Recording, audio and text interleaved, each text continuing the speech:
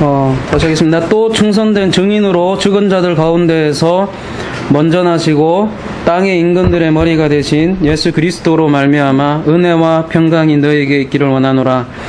우리를 사랑하사 그의 피로 우리 죄에서 우리를 해방하시고 그의 아버지 하나님을 위하여 우리를 나라와 제사장으로 삼으신 그에게 영광과 능력이 세세토록 있기를 원하노라. 아멘.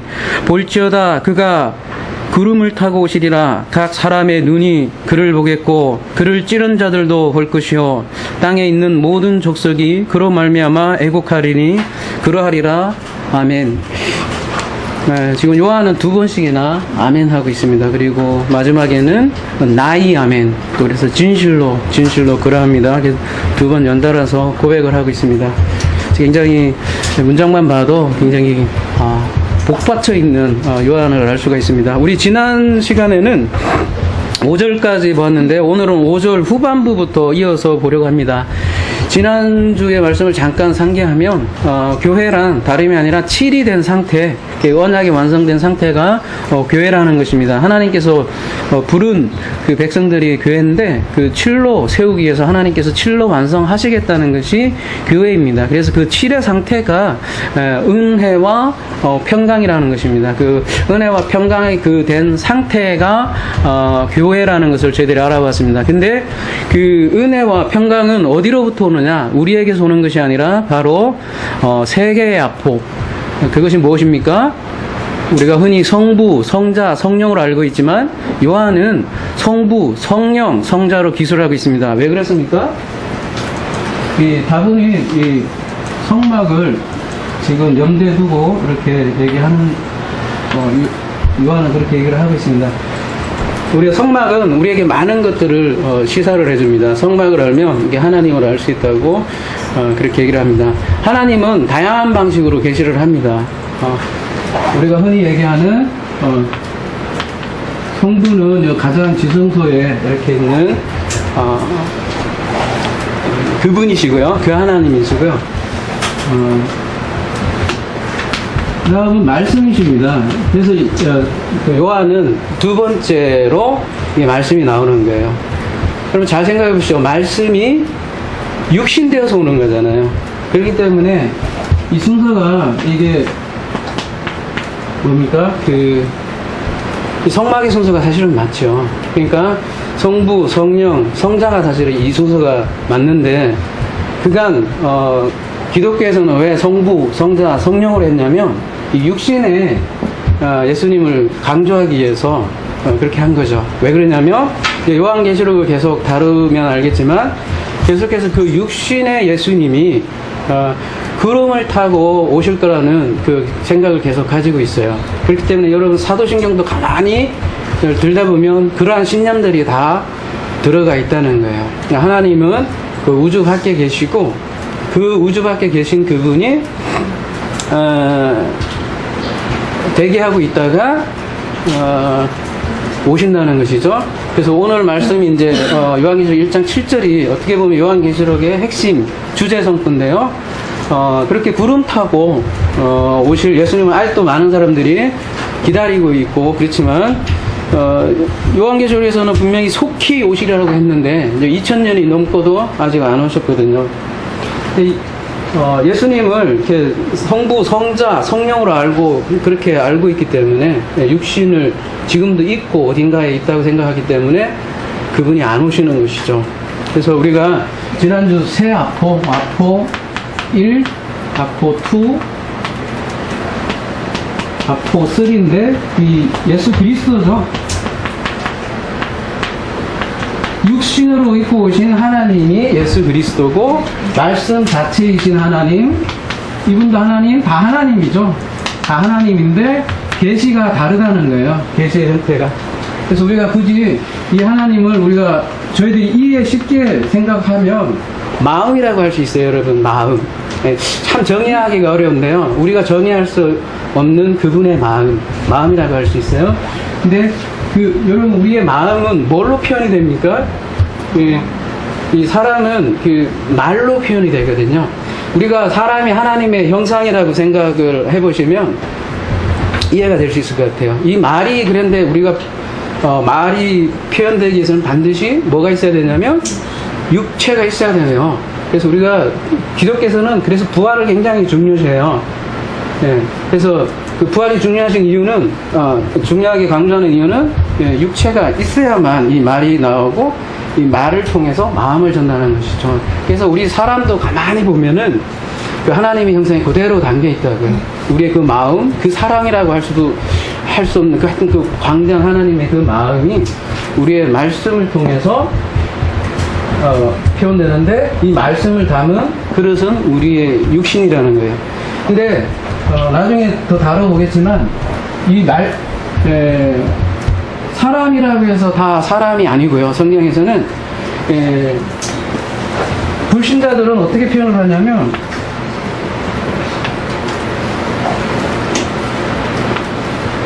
육신이고요. 육자가 있는데 여기에 그냥 혼만 있어요. 이거를 네페시라고 하고요. 푸시케라고도 하고 네페시 하이라고 해서 숨만 이렇게 쉰다고 그래요. 이게 마음이 있긴 있는데 여기가 또 건드려 그래서 이게 마음이 누구 마음이냐면 하나님 마음이 아니에요. 그냥 자기 마음인 거예요. 그래서 이 그러니까 육신하고 혼이 있지 말씀이 없는 거예요. 그래서 나중에 더 이제 자세하게 알아보겠지만 이 혼을 이 말씀으로 구원하는 게 결국은 구원의 개념이라고 해요. 그래서 우리가 육신을 가져야 되고 말씀을 가질 때 그 하나님의 마음을 알아가는 겁니다. 그래서 우리가 혼이 이 기장이 찢어져야만이 나중에 하나님의 마음을 알 수 있는 거죠. 찢어지고 뭘로 다시 우리에게 와야 되냐면 말씀, 그리스도가 우리 안에 오셔야만 하나님의 마음을 알 수 있다는 거예요. 그래서 하나님의 그 마음을 알 때 우리는 드디어 하나님의 아들이라고 하고 그 하나님의 아들만이 아버지의 마음을 알고 아버지의 말을 할 수 있는 거예요. 이게 우리 사람이 가지고 있는 형체라고요.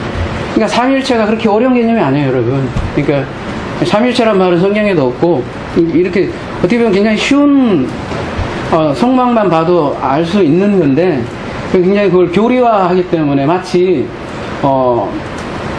세 명의 신이 있는 것처럼 세 명의 신이 있는데 하나의 또 존재인 것처럼 이상하게 막 그래서 물어보면 삼일체가 뭐예요? 그러면은 대부분 그거는 신만이 알 수 있는 그 신의 존재 방식이니까 묻지도 말고 따지지 마시오. 그냥 그러니까 하나님이지. 그렇지 않으면 인간하고 뭐가 다른가 그렇게 얘기를 하잖아요, 그죠? 그래서 우리가 삼일체를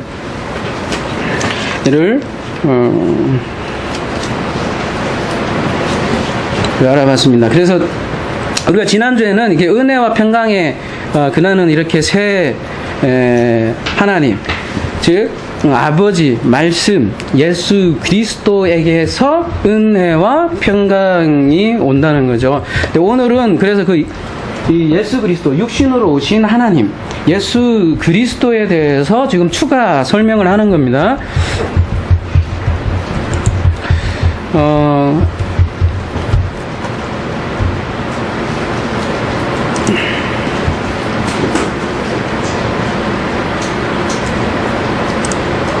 지난주에 했던 거는 넘어가고요. 어디서부터 하냐면 여기요. 호 아가파오부터 시작을 하겠습니다. 호 아가파오 에고 카이 루오 에고 아포 에크 호 하마르티아 에고 엔호 하이마 아우토스 여기까지 우리가 한번 알아보도록 하겠습니다. 이거를 직역을 하면 그는 우리를 사랑했던, 그러니까 분사잖아요. 과거입니다. 그는 우리를 사랑을 했습니다.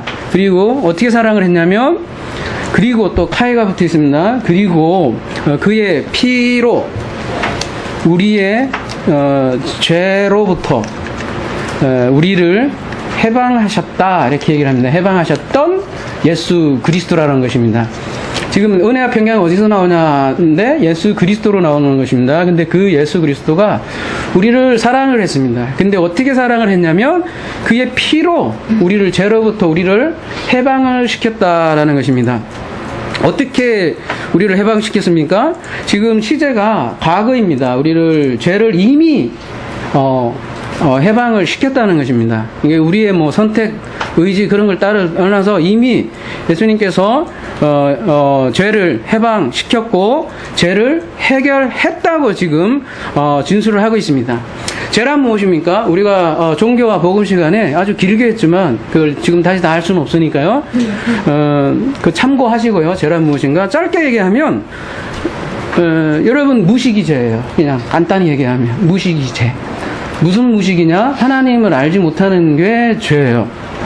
다 알지 못해서 나오는 거예요. 그래서 왜 알지 못하냐면 그 권한은 하나님과 분리되어 있기 때문에 하나님을 알지 못하는 것이죠. 그래서 죄는 하나님과 하나 되지 못한 것, 하나 되지 못했기 때문에 관역에서 벗어나는 거고 옆으로 이렇게 시가 옆으로 떨어지다 그런 내용이거든요. 그래서 이렇게 하나님과 분리된 상태가 죄인데 하나님과 하나 되지 못한 죄인데 하나님과 그러면 어떻게 하면 하나가 되려고 어떻게 하면 하나가 될 수 있느냐? 그 유일한 방법이 오늘 그 피라는 거죠. 그러면 피는 무엇을 뜻합니까? 바로 예수 그리스도의 십자가 죽음이죠. 그러면은 십자가에서 알려주는 그 메시지, 그 말씀이 우리를 죄에서 해방시킨다는 것이에요. 그러니까 십자가에서 죽고 부활함으로써 예수님 우리에게 무엇을 가르쳐 줬습니까? 우리 기존에는 이거를 십자가를 어떤 식으로 생각을 하냐면 하나님 우리를 너무너무 사랑하셔. 그래서 우리를 위해서 대신 죽으셔줬어. 그러니까 나는 너무나 감사해요. 그래서 그 감사함으로 예수 그리스도를 그냥 믿으면 구원받는다고 하는데 복음이 그렇게 녹록치가 않아요, 여러분. 그런 의미보다 우리도 똑같이 예수 그리스도와 함께 십자가에서 우리도 죽어야 되고 우리도 똑같이 부활을 해야 됩니다.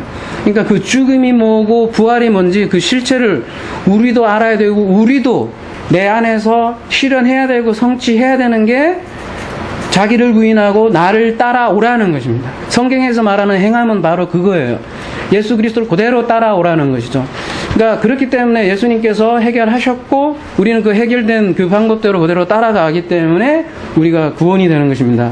예수 그리스도께서 십자가에서 알려주신 것은 죽음이 곧 생명이라는 것을 알려주신 것입니다. 세상 사람들은 모든 그 어떤 죽음에 대해서 굉장히 두려워하고 무서워하거든요. 죽음 위에 사후에 그 뭐라고 하죠? 그것은 어떻게 생겼고 어떻게 내가 가고 또 어떻게 될지를 굉장히 두려워하는데 십자가에서 알려줬거든요. 죽음이 곧 생명이다라는 것을 알려줬습니다. 하나다. 죽음과 생명을 알려주셨습니다. 그래서 죽음과 생명이 하나라는 것을 알 때 여러분 우리가 죄에서부터 해방되는 거예요. 두렵지 않은 거예요. 그래서 예수님께서는 독생자로 오셨다고 우리가 그렇게 얘기를 하잖아요. 하나됨을 가르쳐주기 위해서 오신 거예요. 그래서 모든 것을 그 하나로 사랑으로 가르쳐 주셨습니다. 그래서 모든 분리된 것을 지금 하나님과 분리된 것을 통일시켜 주셨고 그리고 그 관역에서 벗어난 우리를 정중앙으로 표적을 다시 중앙으로 인도하신 것이죠. 그 중앙은 무엇일까요? 바로 하나님의 마음이죠. 하나님의 마음, 그 하나님의 그 사랑 그쪽으로 다 저희를 인도해 주는 것이죠. 근데 어떻게 그 하나님의 마음과 하나 되게 우리를 인도하시느냐? 바로 십자가에서 우리 예수 그리스도께서 죽으심으로 우리가 하나님께 우리가 나아가는 방법을 하나님께서 알려주셨죠. 그래서 우리는 그렇게 아버지의 사랑을 그 죽음을 통해서 아는 것이에요. 죽음을 통해서. 그리고 또 우리 또한 예수 그리스도께서 이 하나됨의 세계에 초대하는 겁니다. 그래서 죄에서 해방된다는 것은 죄를 통해서 구원을 발견하라는 것입니다. 예, 죄를 통해서 생명을 발견하라는 것입니다. 그래서 성경의 제일 처음에는 선악지식나무부터 출발을 하지 않습니까? 그래서 하나님께서 그 단수야 나무, 선악지식나무와 생명나무가 하나의 나무로 되어 있지 않습니까? 그래서 하나님은 그거를 먹게 하셨어요. 어쩔 수 없이 먹게 하시고서는 어떻게 해요? 인도하신 것이죠. 이 선악지식나무가 지금 성경에 보면 여러분 창세기 가만히 보면 세 가지 나무가 나와요. 하나는 뭐가 있냐면 보기에 좋은 나무가 여기 하나 있어요. 그냥 나무를 쓸게요 그냥. 나무 1, 보기에 좋은 나무가 하나 있어요. 그 다음에 두 번째 나무 2, 선악지식나무가 하나 있어요. 나무 2. 그 다음에 생명나무가, 아이고, 이게, 나무 3로 이렇게, 여러분, 가만히 보시면, 창세기 2장에 보면, 에덴 동산에는 보기에 좋은 나무가 있고, 그 가운데 동산 중앙. 중앙이 여기 딱 중앙이거든요, 여러분. 타베크. 구약에서는 타베크라고 하거든요. 그거를 창세기 1장에서는 라키아라고 하거든요. 이 동산 중앙에 선악 지식나무와 생명나무가 있는데, 이거 굳이 이렇게 제가 이렇게 나누면, 이 동산 중앙에 선악나무를 놓고, 얘를 먹을 수밖에 없도록 하신 거예요. 왜요? 여기서 죽어야만 지성소로 넘어가는 것이거든요. 여기는 이제 애굽이라고도 여러분 우리가 말할 수 있고요. 애굽, 여기는 광야, 여기는 가나안이라고 얘기할 수도 있습니다. 그래서 1일길, 이틀길, 3일길, 성경에서는 이렇게 얘기하기도 하거든요. 혹은 사도 바울이 삼천천을 봤다는 것은 어디 하늘을 본 거예요? 바로 여기요. 지성소를 본 거예요. 1층층, 2층층, 3층층. 그래서 여기 잘 생각해 보시죠. 육신적인 예수 그리스도만 믿는 종교가 어디 종교예요? 지금 가만히 생각해 보면 지금 기독교예요. 다 육신적인 예수 그리스도만 믿고 있어요. 그래서 여기서 뜰만 왔다 갔다 한다고 하는 말이에요. 그렇기 때문에 잘 생각해 보시죠. 오늘 1장 7절과 관련이 있단 말이에요. 그래서 이분만 계속 오실 거를 기다리고 있단 말이에요, 여러분. 근데 그런 믿음은 그냥 이집트에 아직도 있는 거예요. 아예 출애굽도 못하는 거예요. 그리고 이 출애굽에서 여기에서 말씀을 배워야 됩니다. 근데 이 말씀을 어떻게 배우냐면 선악지식나무를 통해서 내가 죽어야 돼요. 아, 이거 안 되는구나. 율법을 통해서는 도저히 내가 어떻게 감당할 수가 없구나. 그럴 때 죽어요, 사람이. 타무트 죽는다고요. 하나님께서는 죽는다고 얘기했어요.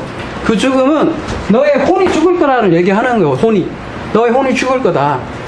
혼이 죽고 네가 그걸 깨닫고 그게 생명나무구나. 그러면 하늘에서 생명나무가 내려오고 그럴 때 어떻게 돼요? 이 혼이 죽고 이 말씀으로 대체가 된다고요. 그게 그리스도가 내 안에 왔다라고 얘기하는 거예요. 그렇게 해서 우리가 하나님처럼 우리도 진짜 마음을 가지고요. 사람들은 마음을 가지고 있지 않다니까요. 하나님의 마음을 가지고 있지 않아요. 그래서 하나님은 그런 존재들을 존재라고 하지 않아요. 그냥 존재로 보지 않아요. 하나님은 이 말씀을 가진 사람만 사람으로 봐요. 그냥 존재로 봐요. 성경에서 그 개념은 그냥 짐승으로 본다고요. 사람들은 그냥 네페시 하이라고 혼만 가지고 있는. 근데 성경에서 사람으로 보는 사람은요, 인자라고 그래요. 인자라고 하는 사람은 말씀, 육신을 가진 사람만 인자라고 그래요. 그래서 예수 그리스도는 항상 내가 히오스 데오스, 히오스 호 안드로포스, 나는 인자다 계속 그렇게 얘기하는 거예요. 지금 인자라는 단어가 이제 오늘 계시록에서도 계속 나올 거예요. 그 인자 개념이 뭐냐라는 것이죠. 그래서 이러한 체계를 알아야만 우리가 뭐라고 하죠? 어떻게 보면 예수 그리스도를 너무 신성화하지 않는다고. 예수 그리스도를 너무 우리 육신적인 예수 그리스도로 신성화해버리면 우리에게가 안 돼요. 그래서 이 체계가 굉장히 중요하다고요. 그래서 이러한 여기에 죄를 통해서 결국은 하나님의 그 구원을 발견하라는 것이 이 선악지식나무라는 것이죠. 여러분 탕자의 비유를 생각을 해보십시오. 첫째 아들은 생전 어떻게 보면 죄를 안 짓는 것 같잖아요. 아버지를 떠나지 않았습니다. 근데 둘째 아들은 어떻습니까? 아버지를 떠났습니다. 근데 성경은 누구 편을 들어요? 둘째 아들이지 않습니까? 첫째 아들은 아버지를 한 번도 떠나지 않고 나는 아버지를 잘 섬겼어요. 근데 왜 저렇게 허랑방탕한 죄는 이렇게 아버지께서 소를 잡고 이렇게 잔치를 벌여주냐고 입이 툭 나왔지 않습니까? 그러니까 예수님께서 지금 이 하는 메시지가 뭐예요? 둘째 아들처럼 차라리 나가봐라. 네? 네가 그렇게 완벽하게 율법을 지켰다고 하는 첫째 아들보다는 오히려 이렇게 타락을 해서 선악과 지식나무를 차라리 따먹고 죽음을 발견하라는 것이죠. 그래야만 처절하게 자기 자신에게는 선이 없다는 것을 고백해요. 그래서 둘째 아들에게는 내 아버지에게는 풍족한 양식이 있는데 페리시오한 차원이 다른 양식이 있는데 나에게는 돼지가 먹는 취업열매밖에 먹을 것도 없고 그것도 못 먹어요. 안 줘서. 돼지가 뭡니까? 우리가 개와 돼지를 진주에게 던지지 말라 그 얘기를 했지만 그 비진리를 상징하지 않습니까? 돼지가 비진리로 돌아간 동물. 그렇게 고백을 하는 그 둘째 아들, 오히려 그 나가서 타락을 함으로써 죄를 발견하지 않습니까? 그래서 죄를 발견하는 건 여러분 상당히 은혜예요. 근데 이제 종교는 계속 죄짓지 마 이렇게 얘기를 한단 말이에요. 근데 그렇게 죄짓지 않으려고 해서는 결국 죄에서 해방되지 않는다는 거예요. 죄를 해방되는 거는 죄를 알아야 돼요. 그럴 때 죄에서 해방이 되는 것입니다. 차원이 다른 양식을 생명나무를 발견할 때 그 생명나무는 또 다름이 아니죠. 자기 자신이 생명나무가 되는 것이죠. 그렇게 발견함으로써 죄 용서가 스스로 되는 거지 하나님이 우리를 용서해 주는 게 아니라고요. 그 말씀이 깨달음을 주고 용서가 돼서 세상에는 내가 다 죄의식으로 다 죄를 만든 것이지 그래서 내 스스로 땅에서 이게 풀려져야 하늘에서 풀려지는 것이지 그러니까 하나님 우리를 심판하지 않는다니까요. 그래서 그렇게 발견하면 세상에 죄가 사실 전체가 다 이분론이잖아요. 이원론으로 다 돼 있지 않습니까? 근데 이걸 깨닫고 보면 이원론이 없다는 거예요. 다 그 하나라는 것을 알게 되고 그렇게 아버지와 하나 되면 아버지의 시각을 보게 되고 아버지는 보니까 아무도 심판하지 않더라는 거예요. 심판하지 않더라는 거예요. 요한복음 3장 18절에 보면 아무도 심판하지 않는다고 그랬어요. 그렇게 하나됨을 알 때 우리는 죄에서 해방되는 것입니다. 그러니까 예수 십자가가 구원이 되는 것은 이런 이유 때문에요. 그러니까 단순히 그를 믿어서 되는 게 아니라 실제로 그의 죽음이 생명이 되기 때문에 구원이 되는 것입니다. 그래서 나도 예수와 같이 죽어야 된다는 거예요. 여기 뭐가 죽어야 되냐면 이 혼이 죽어야 된다고요. 혼이 말씀으로 대체를 해버려야 된다고요. 네페시에서 르와흐로 바뀌어야 된다는 것이죠. 동물들도 여러분 네펫이 있습니다. 뭐 보리라고 그랬나? 좋아하는 그 애견동물 굉장히 인간보다 낫죠? 어떻게 보면. 그래서 동물도 혼이 있습니다. 근데 동물들이 없는 거는 말씀은 없어요. 제 아무리 와서 이렇게 뭐 이쁜 짓 하더라도 말씀은 없는 거예요.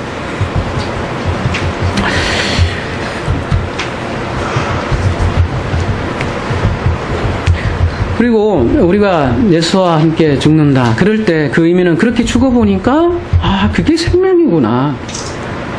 선악지식 나무를 하나님께서 주신 거가 그전에는 나를 굉장히 이렇게 테스트하려고 주시고 나를 굉장히 미워했구나 주신 걸로 생각을 했는데 알고 보니까 그게 아니었구나. 생명을 주시려고 주셨구나. 그게 깨달았을 때 죄가 없어지는 거죠. 세상에 죄가 더 이상 어디 있어요. 그게 이제 부활이라는 것을 알게 되기 때문에 부활이라는 것을 이제 좀 더 살펴보겠지만 알게 되기 때문에 죄에서 해방되는 것입니다. 죽음과 생명이 하나네. 사실 이런 사실을 어디서 알겠어요? 우리가 세상을 태어나서 수많은 돌을 닦는다, 산에 들어간다 한들 그 죽음을 사실 극복한 사람이 과연 몇 명이나 있겠어요? 그러나 복음은 명확하게 우리에게 얘기를 해요. 죽음이 곧 생명이다. 예수가 곧 그리스도다. 예수가 죽음으로 말씀으로 부활하시잖아요. 그렇게 그런 사실을 발견한 장소가 바로 이 스타로우스입니다. 근데 그렇게 진리가 똑바로 세우는 장소가 십자가의 장소죠. 그게 이제 요한계시록 1장 5절에서 말씀하시는 거예요. 그래서 이렇게 앞복 하나님, 성령, 우리 예수 그리스도에 대해서 이런 하나님으로부터 우리에게 은혜와 평강이 온다라고 이렇게 진술을 하고 있고, 그 다음 이제 6절로 이어지겠습니다. 6절이요. 그의 아버지 하나님을 위하여 우리를 나라와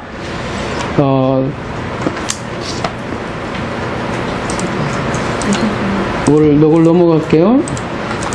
제사장으로 삼으신 그에게 영광과 능력이 세세토록 있기를 원하노라. 이거를 좀 끊어서 볼게요. 그 앞에만요. 그 카이포이에요. 에고 바실리우스 이렇게 되어 있습니다. 여러분 가만히 이 화면을 보시면요. 이 스테판 사분이라고 하거든요. 우회를. 스테판 사분은 바실리우스라고 지금 번역이 되어 있죠. 그리고 남성 복수라고 되어 있습니다. 잘 보세요. 그리고 우리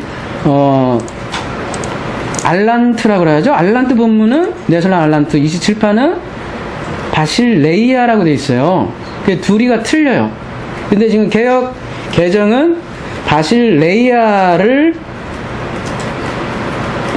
번역을 한 거겠죠. 근데 여기는 여성 단수예요.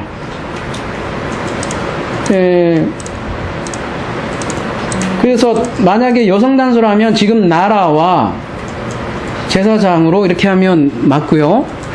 근데 만약에 이거를 이제 스테판으로 하면은 좀 어감이 더 살아나요. 남성 복수인데 왕들이라고요. 그 바실리우스는 왕들이고 바실레아는 나라입니다. 그러면 우리가 나라가 된다는 게 조금 추상적이지 않습니까, 여러분? 나라가 된다는 게 뭐야, 내가? 무슨 나라가 돼? 왜? 근데 왕들 하면 조금 그래도 그나마 더 이렇게 와닿지 않습니까? 그래서 아마 스테판 사분은 좀 더 살리기 위해서, 왜냐하면 스테판 사분이 더 후대 사분이거든요. 훨씬 나중에 온 저쪽 뭐라 하죠? 그 에라스무스 사분이니까 한참 뒤에 사분이기 때문에 나중에 이렇게 수정했을 가능성이 많은 사본이거든요. 그러니까 더 의미를 아마 살리기 위해서 이렇게 했던 것 같아요. 그래서 우리가 두 가지를 다 보면 의미를 알 수 있는 거죠. 아, 이 나라는 다른 게 아니라 그 왕들을 얘기하는구나. 이렇게 두 개를 다 비교함으로써 우리가 알 수 있을 것 같아요. 그래서 분명한 것은 이런 거죠. 우리를 누구로 만드셨냐면 왕들로 만드셨다. 과거예요. 또 고의예요. 만들었다. 왕들로 만들었다는 거예요. 이미 왕들이라고요. 여러분 이걸 분명히 인식해야 돼요. 예. 여러분의 신분이라고요. 왕 하면 뭐 아무것도 아닌 것 같죠, 여러분? 옛날에 왕 해보세요. 그 사람들을 죽이고 살려고 했다니까요. 근데 여러분이 그런 존재입니다. 여러분 요한계시록 20장 4절 한번 가보겠습니다. 요한계시록 20장 4절 가보면 또 내가 보좌들을 보니 거기에 앉은 자들이 있어 심판하는 권세를 받았더라. 이게 왕이에요. 왕의 근본적인 성경적인 개념은요.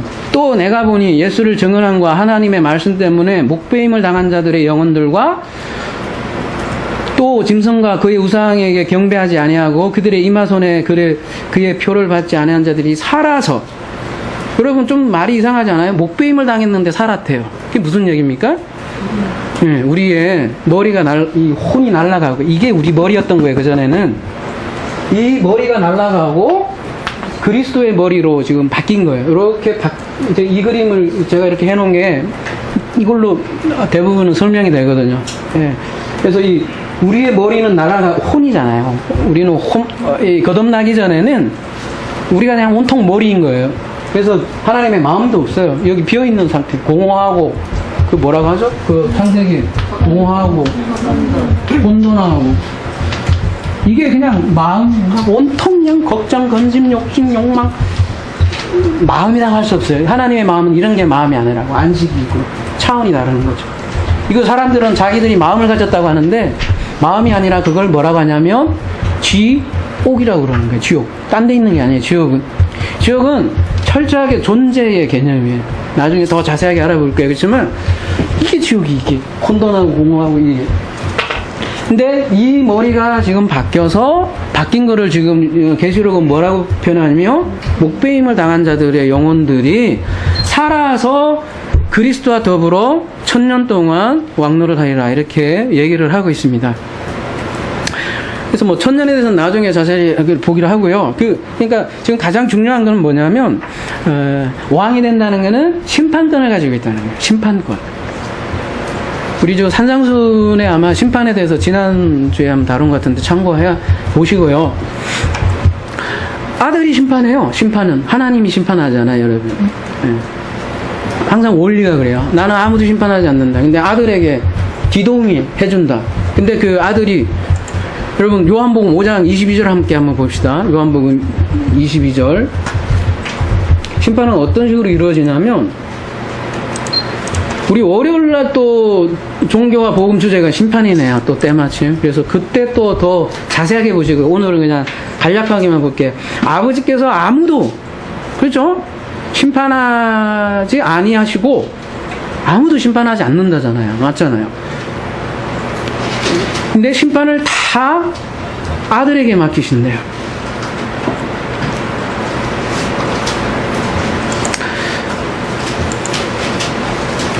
그 아들은 목배임을 당한 존재고 머리가 그리스도인 존재고 그래서 그 아들은 아버지의 마음을 가진 사람들이에요. 이제 이 말씀을 가진 사람은 그 아버지의 마음을 가졌어요.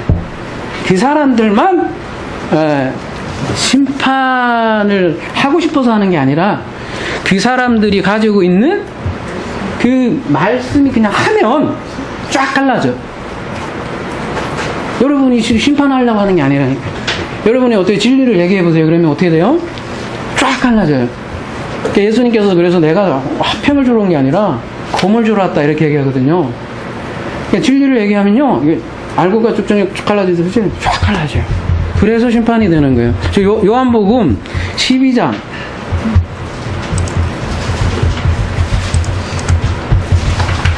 47절 한번 함께 보겠습니다. 심판이 어떤 식으로 지금 이루어지냐면 사람이 내 말을 듣고 지키지 아니할지라도 내가 그를 심판하지 아니하노라. 내가 온 것은 세상을 심판하려 함이 아니요 세상을 구원하려 함이라.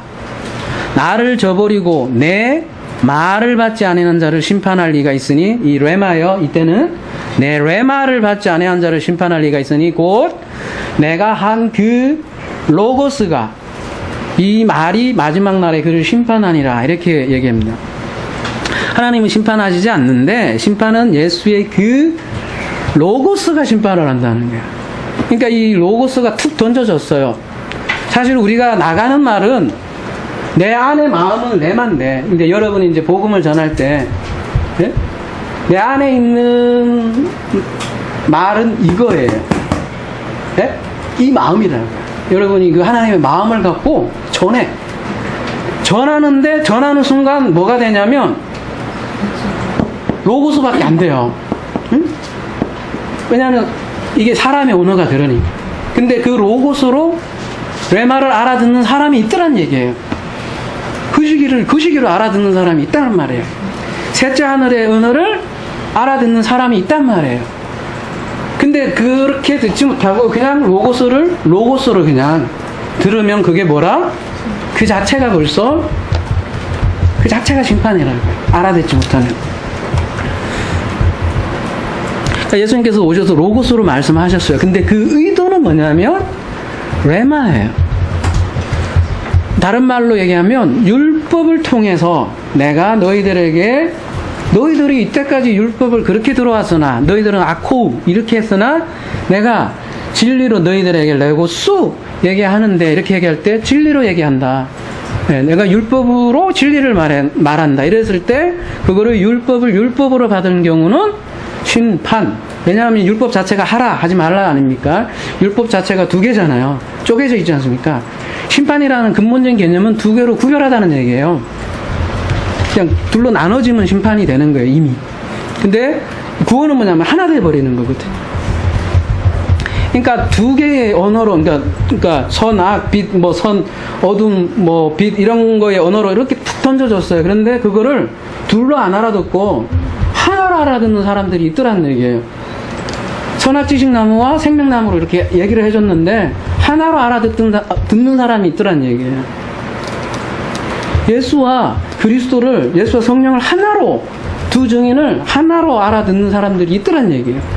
근데 이걸 하나로 알아듣지 못하고 그냥 예수 그리스도만 끝까지 섬겨요. 성령은 따로 있고 또 뭐 이런 식으로. 그러면 심판이라고요. 그 성경 말씀을 해석이 안 돼요. 그렇게 되면. 그래서 그 로고스가 심판한다고 그렇게 얘기하는 것입니다. 그러니까 너희가 믿고 있는 그 레고스로 심판을 받을 것이다. 그런 말입니다. 이것이 아들에게 심판을 넘겼다는 의미가 되겠습니다. 네, 그 다음 구절로 넘어가도록 하겠습니다.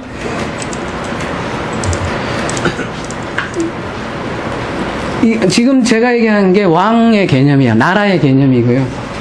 네.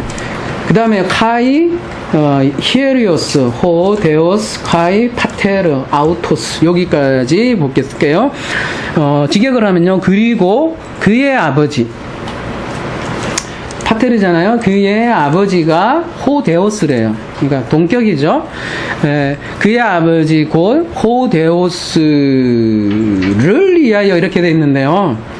아무튼 종교적인 분들은 어떻게든지 하나님을 높여드리려고 아주 용을 써요. 번역에도. 근데 그 보면 하나님을 위하여가 아니라 역격이거든요. 그러니까 하나님 안에서 제사장 되는 거예요. 하나님을 위하여 하면 계속 그거는 종교예요. 여러분. 하나됨이 아니라고요. 하나님 안에서 제사장들을 만드셨다. 베레시트처럼 그 성전 안에서 우리를 만드셨지, 하나님 안에서 우리를 제사장들을 만드셨다고요. 그래서 아버지와 하나 된 사람들이 제사장들이에요, 여러분. 그래서 표현을 그의 아버지라고 이렇게 표현도 하고요. 우리 아버지예요, 하나님은.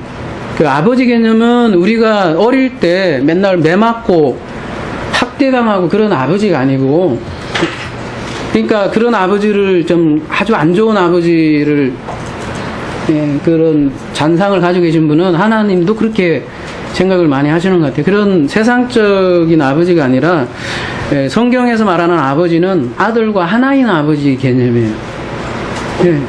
그래서 그 노아가 우리 저 포도주 때 다뤘잖아요. 노아가 함에게 저주해야 되는데 가나안에게 저주하잖아요. 왜 그렇게 했어요? 아들과 아버지가 하나이기 때문에 함에게 저주를 하면 자기한테 저주하는 게 돼요. 그래서 넘어서 가나안한테 저주를 해버린다고요. 그래서 아버지와 아들은 하나예요, 성경에서.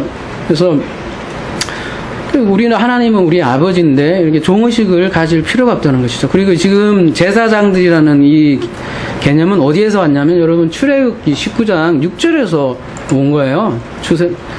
오늘 이 출애굽기 말씀은, 그래서 이거를 계시록을 연구할 때 이걸 간 본문이라고 하거든요. 그러니까 연관 본문이 있다고 하는데, 요한계시록만큼 구약과 철저하게 굉장히 연관되어지는 성경도 드물어요. 철저하게 전부 다 구약하고 굉장히 연결되어 있는데, 출애굽기 19장 6절, 여러분 너무나 잘 아는 유명한 그런 구절에서 온 거예요. 이 말씀은 뭐냐면, 너희가 내게 대하여 제사장 나라가 되며 거룩한 백성이 되리라.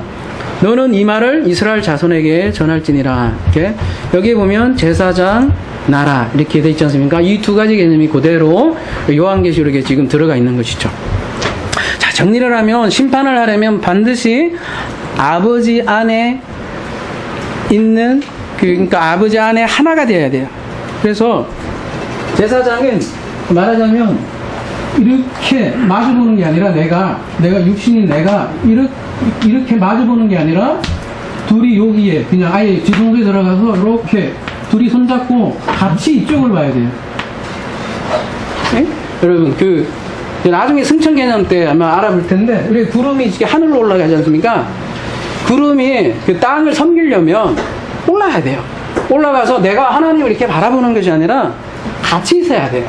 하나님과 같이 있으면서 땅에다가 말씀을 내려주려면 하나님과 방향이 같아야 된다고요.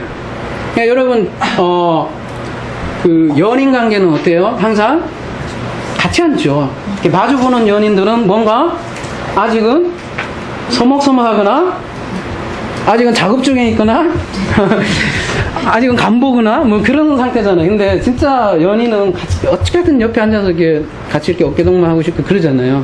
하나님과 사실은 그런 관계라고 사람이. 우리가 우리 월요일 날 그거 배웠었잖아요. 우리 아부였나요? 네, 아부라는 아부였었네? 맞나요? 네, 제가 똑같이 아부의 친구라는 단어도 있어요. 아니 친구라는 뜻이 있어요. 아부가. 그래서 네, 아버지가 친구 개념도 있다고요. 히브리어 단어 자체는.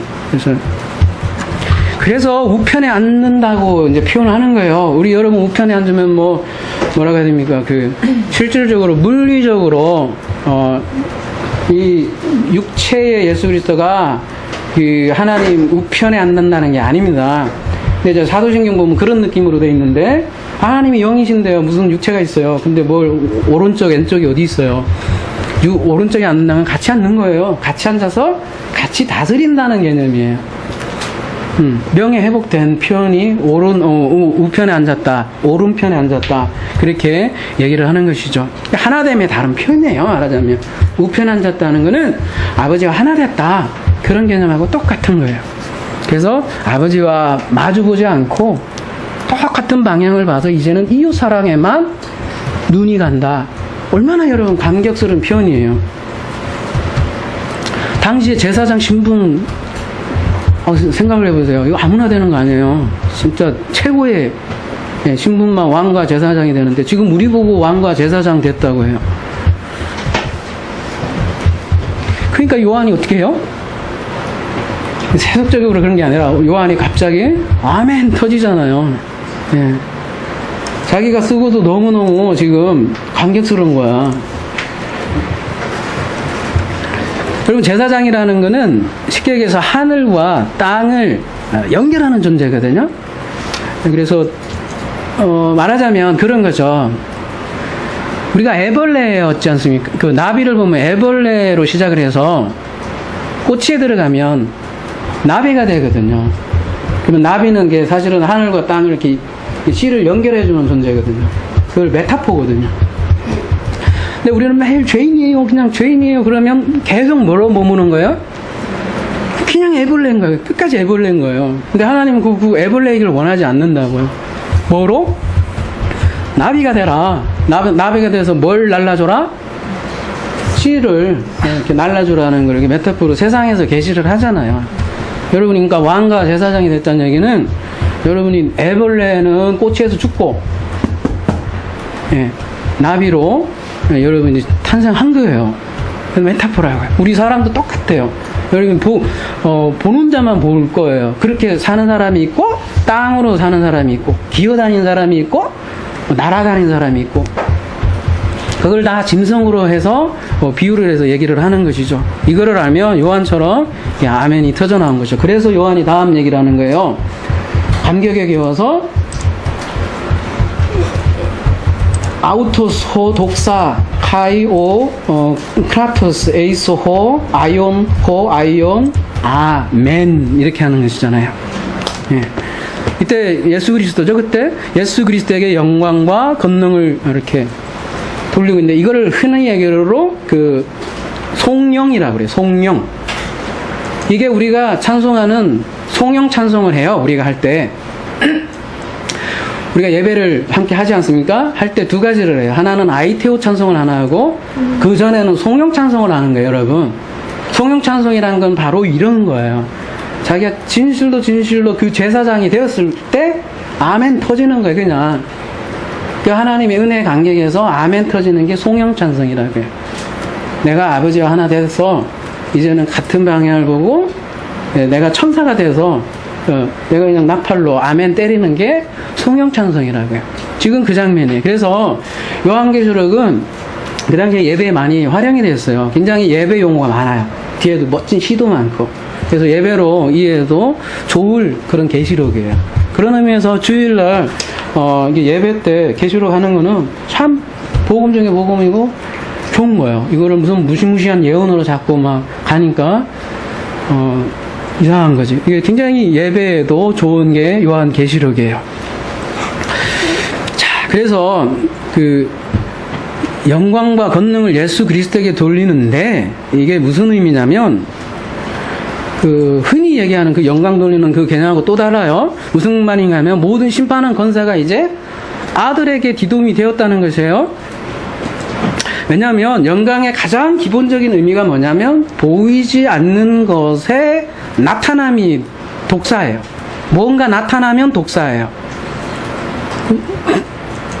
우리나라 말로 그 독사 뱀하고 비슷한데 예수님이 뱀으로도 상징 많이 하잖아요. 여튼 그렇게라도 해오세요. 근데 나타남, 그걸 독사라고 이렇게 얘기를 하는 거죠. 근데 보이지 않는 지금 아버지가 안 보이잖아요. 성부 하나님 마음은 언제나 안 보여요. 근데 이 아버지가 예수 그리스도를 통하여 나타낸다는 것이죠. 그거를 영광이라고 하고요.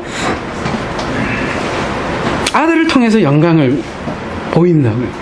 그래서 여러분 잘 생각해 보십시오. 영광이라는 것은 아버지께 돌린 엄밀히 따라서 아버지가 누구에게 영광을 돌리냐면 아들에게 돌려요. 본인에게 돌리지 않아요. 아들을 통해서 나타나요, 항상. 혹은 이제 우리가 더 살펴보겠지만 말씀을 통해서, 구름을 이제 통해서, 구름도 연구하겠지만 하여튼 보이는 형태로 나타나요. 아니, 그거를 이제 아들이라 그러고 아들을 통해서 나타나는 것이죠. 그리고 크라토스라는 단어가 있는데요. 이 능력이라고 지금 번역이 되어 있는데 대부분 그 힘을 뜻해요. 힘. 히브리어로는 저희가 옷잼이라고 하는데 옷잼. 이거는 시간 관계상 찾아보지는 않을게요. 6108 여러분 나중에 한번 찾아보세요. 옷잼 6108. 근데 아짬에서 유래했는데 그냥 단단히 묶다, 힘세다, 뼈를 푸다, 뼈를 꺾다, 능력이 있다 이런 뜻이거든요. 그러니까 아들을 통해서 박살내는 게 그런 느낌이에요. 이게 그냥 뭐라 하죠? 추상적인 그런 능력이 아니라 여러분 시편 2편에 보면 천지를 이렇게 몽둥이로 이렇게 뭐라 하지? 그 대적자를 이렇게 딱 심판하는 그런 느낌의 부수는 아잼. 그게 크라토스예요. 그런 능력을 이제 아버지가 아들에게 넘겨주었고 그런 이제 영광이 나타날 거라는 거를 지금 얘기를 하고 있으니까 아들을 통하여 통치를 할 거라는 거를 지금 6절에서 얘기를 하고 있고요. 그게 아버지 통치예요. 이걸 왜 얘기를 하냐면 그 다음에 이제 7절을 그러면은 아들이 어떻게 통치할 거냐가 이제 7절에 나오는 거예요. 7절 함께 보겠습니다.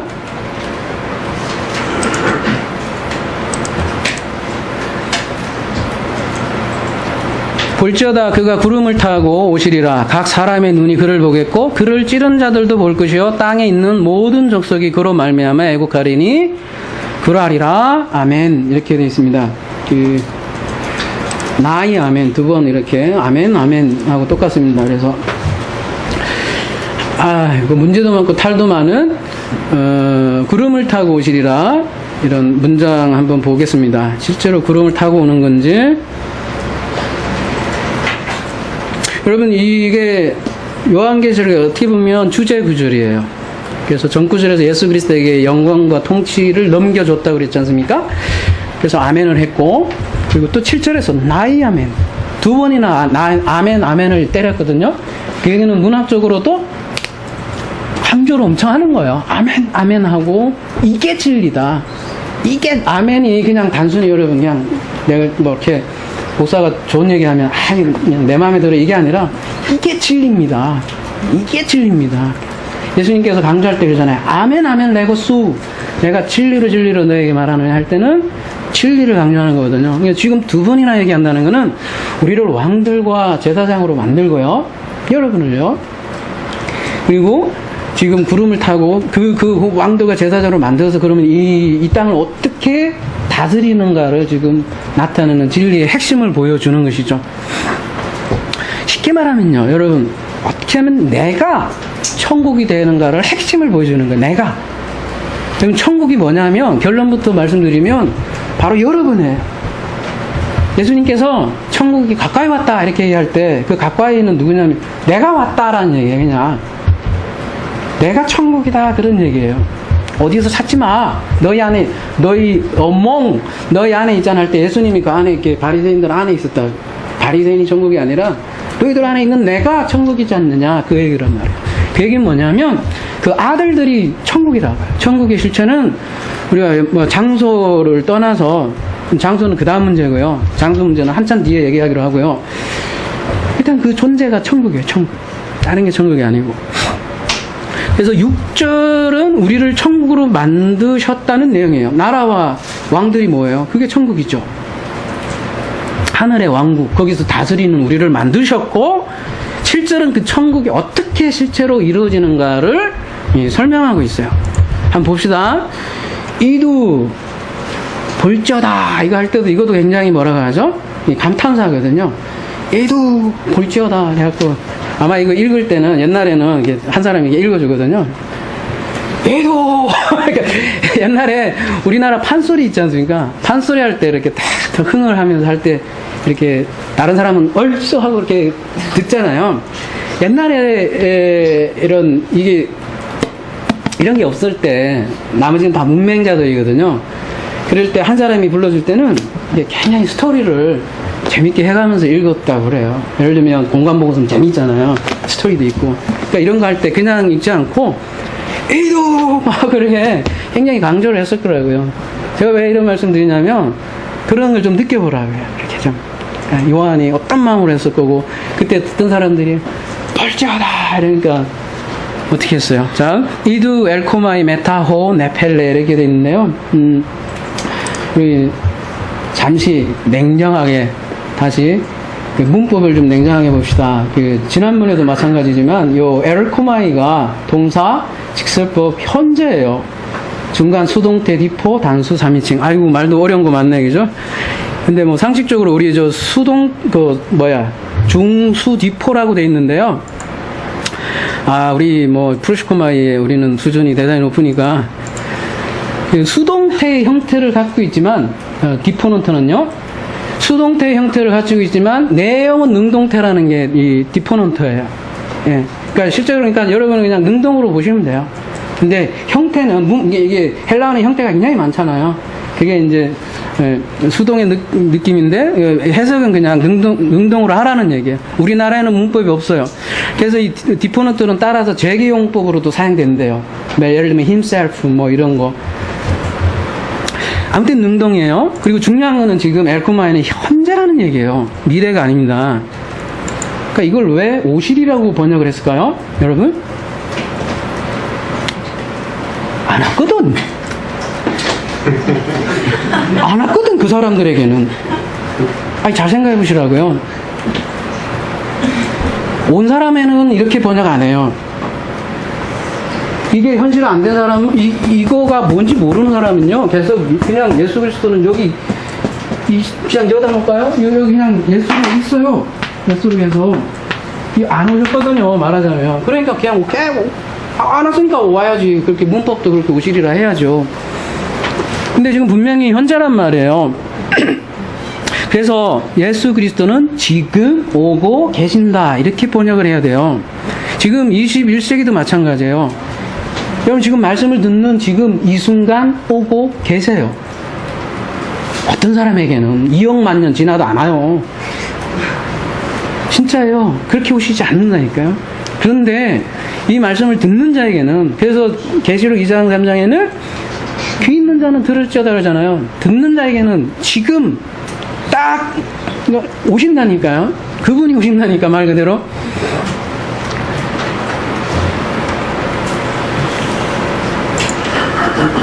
몇 년 후의 일도 아니에요. 내일 모레 일도 아니고 지금 오고 계신다는 게 엘코마예요. 굉장히 강조하는 거예요, 이거. 이게 진정한 종말론이에요, 여러분. 오늘도 아니야, 지금. 오늘 저녁도 아니에요, 여러분. 우리 지금 점심 먹고 이렇게 나와서도 아니야. 말씀 듣는 지금 오고 계신다고요. 그 느낌이라고요.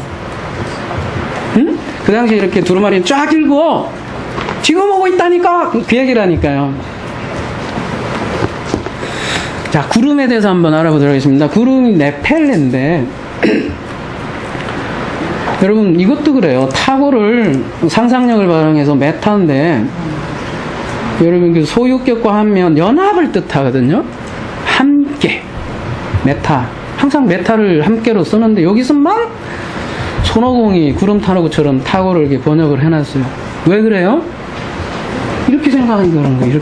이렇게만. 함께 여러분 연합해서 온다는 거예요. 그러면 뭐하고 연합한다는 얘기예요 도대체? 우리 그 함께라는 메타를 조금만 더 생각해 봅시다. 그 마태복음 1장 23절 한번 가볼게요. 메타가 있는 여기도 이두 나오네요. 그죠? 보라 처녀가 잉태하여 아들을 낳을 것이요 그 이름을 임마누엘이라 하리라 하였으니 이는 번역한즉 하나님이 우리와 메타 에고 호데우스 함께 계시니라. 여러분 임마누엘 유명하죠. 임마누엘이 하나님이 우리와 함께 하시면 할 때 함께인데 이게 들어가 볼까요? 그 히브리어로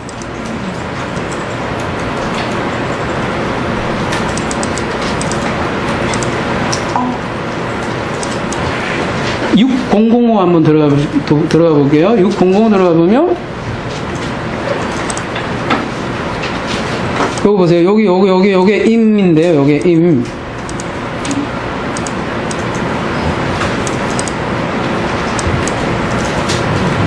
옆에 임 요거. 요게 우리 메타하고 똑같아요. 그리고 여기 누 요게 이제 요거는 이제 인칭 되면서 우리와 함께하는 그리고 요거 L은 잘 아시죠? 하나님 우리와 함께하는 하나님이 임마누엘이에요. 그러니까 여기도 함께잖아요. 그러니까 메타가 이런 거라는 거죠. 그러니까 타고라고 번역을 해서 더더욱 그렇게 이해하기 쉬운데 손오공을 만들어 버리잖아요. 그죠?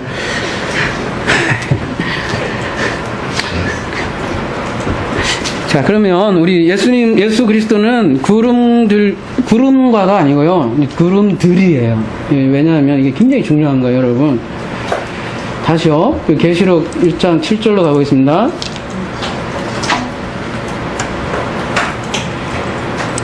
여성 복수고요. 그 구름들이에요. 일단 그걸 잘 보시고요. 단서하고 또 복수하고 천지차예요. 그래서 이 구름을 어떻게 해석하냐에 따라 우리가 이제 문자주의냐 상징주의냐 이렇게 갈리거든요. 근데 성경 전체에 대해서 구름이 상징하는 바가 있어요. 그래서 우리가 서론에서 그래서 충분히 다뤘잖아요. 우리는 요한계시록을 상징, 에이도, 세메이온 이런 단어를 썼죠. 그거를 통해서 우리는 호라오 할 거다. 예, 실체를 볼 거다. 이건 어디까지나 상징적인 용어들이 깔려 있다라는 것이죠. 그래서 구름은 상징으로 봐야 되고요. 세메이온이에요. 이런 구름을 통해서 우리가 실체를 봐야 되는 거예요. 문학 장르가 그렇단 말이죠. 그럼 구름이 뭘 얘기하는가? 여러분 다니엘서 1장 일단 요 구절과 아주 유사한 구약에 우리가 구약하고 항상 연결이 됐다고 하잖아요. 연결되어 있다고 하잖아요. 다니엘서 7장 13절 한번 가보시면요.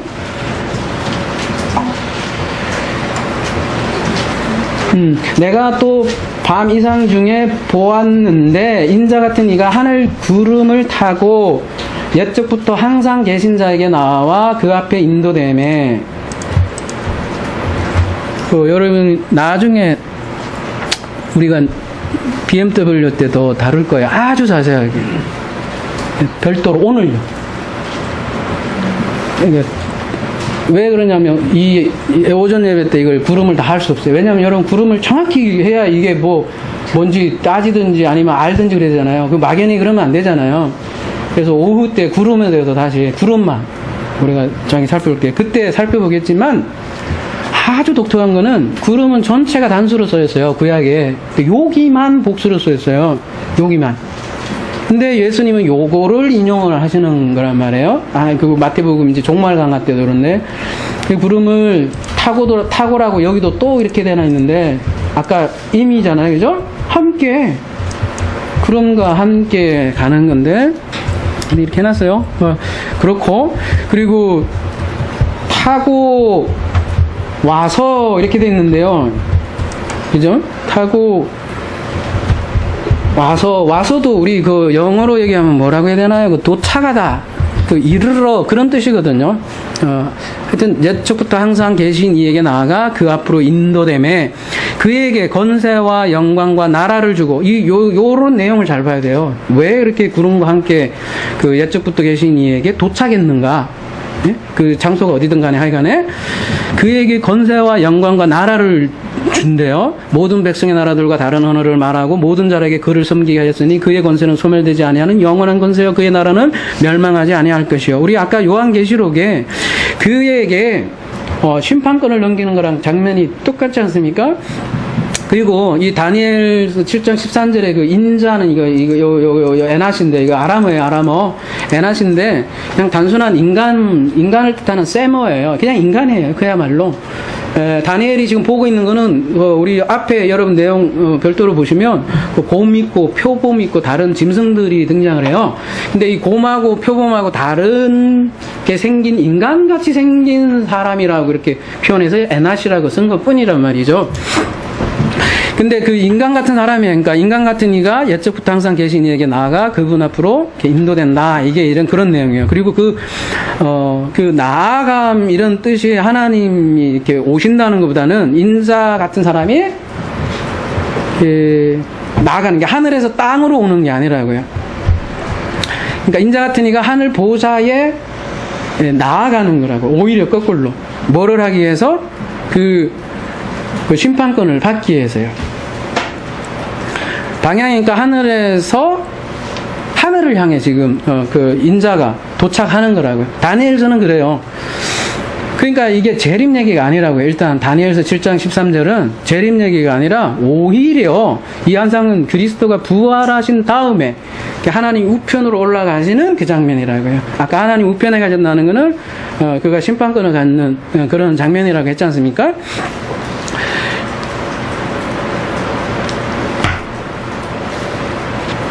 왕권을, 그러니까 인자가 왕권을 받는 장면입니다. 그래서 이거를 우리 신약의 기자들은 이런 식으로 항상 얘기를 해요. 예수님, 여러분 잘 생각해 보시오. 여기 예수님이 여기 있어야 되는 이유들을 항상 생각해 보시자고요. 그 사도행전 2장 33절 한번 가보세요.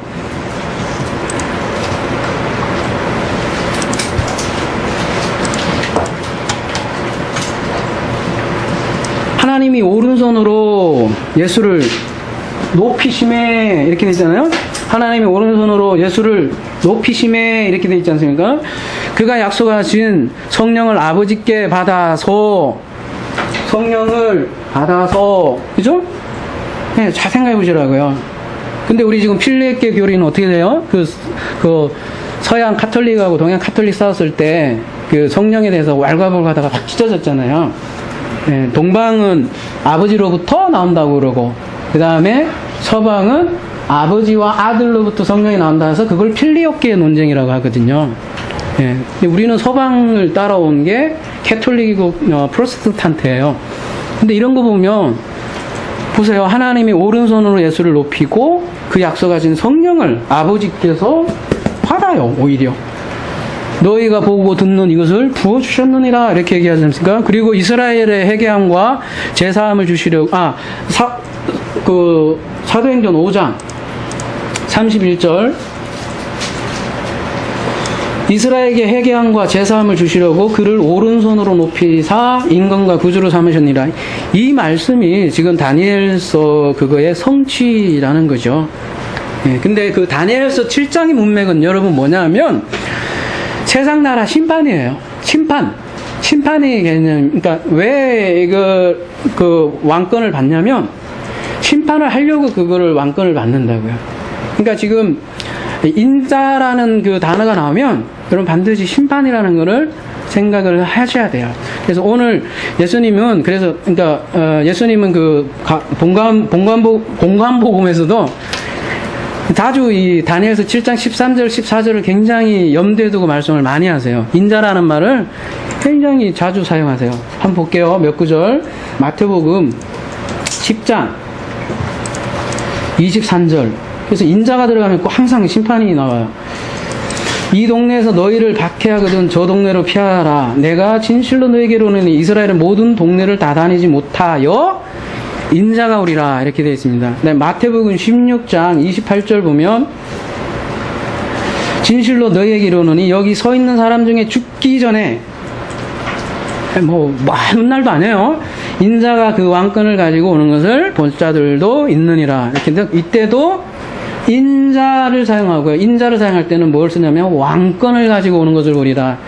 왕권과 관련이 돼 있어요. 다니엘서를 해석해 주시는 것이죠. 마태복음 24장 보시면요. 여기에 종말강화 내용이지 않습니까? 종말강화 24장 30절에 보면 여러분 종말강화는 예루살렘 성전과 관련이 되어 있다고 했습니다. 돌 하루도 남기지 않고 다 무너뜨리라 한 그 장면 중에 큰 문맥에서 나오잖아요. 그때 인자가 징조가 하늘에서 보이겠고 그때 땅의 모든 족속들이 통곡하며 아까 그 요한계시록에 이제 그 장면하고 비슷하죠. 그들이 인자가 구름을 타고 능력과 함께 큰 영광으로 오는 것을 보리라. 이렇게 되어 있습니다.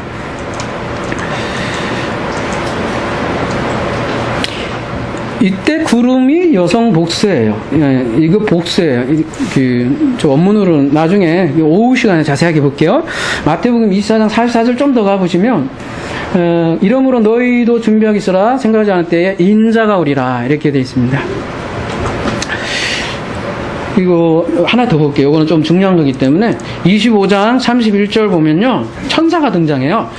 인자가 자기 영광으로 모든 천사와 함께 올 때에 자기 영광의 보좌에 앉으리니. 이렇게 되어 있습니다. 그래서 심판을 말씀하실 때 항상 자신을 인자라고 이렇게 부르십니다. 그래서 다분히 다니엘서의 언어라는 거예요. 그래서 인자가 구름과 함께 온다는 것은 예수님의 왕권과 관련이 되어 있고 심판과 관련이 되어 있습니다. 그래서 구름을 타고 오시는 것은 정리하면 역사 속에서 심판과 구원을 가져온다는 얘기입니다. 근데 우리가 서론 시간에 저희가 말씀드렸듯이 1차적으로 그 메타포는 그림자는 예루살렘 성전이에요. 그거는 세메이온이라고요. 그때 그 역사에 그때 한번 이루어졌지 않습니까? 그거는 표적이고요. 예수님께서 이걸 예언했고 실체는 뭐냐면 바로 우리 몸 성전이에요. 그게 훨씬 중요해요. 근데 우리가 예루살렘도 같이 생각해야만 되는 것은 이렇게 해석함에 있어서 균형을 유지하기 위해서 그런 거예요. 왜 그러냐면 이따 또 더 보면 알 수 있을 것 같아요. 근데는 그 예루살렘 일단 성전을 심판하기 위해서 구름들과 함께 오신다는 그 내용이 마태복음 23장부터 25장 말씀이에요. 그래서 예루살렘 성전을 파괴하기 때문에 이런 현상들이 나타나는 거예요. 요한계시록 다시 한번 돌아갈게요.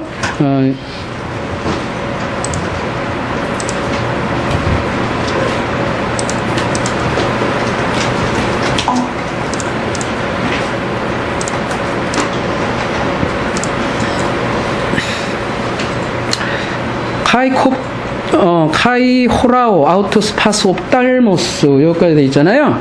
그리고 모든 눈이 옵달모스가 그를 볼 것이요. 호라오라고 이렇게 표현을 되어 있고요. 그다음에 그 다음 끝까지 같이 볼까요? 그 카이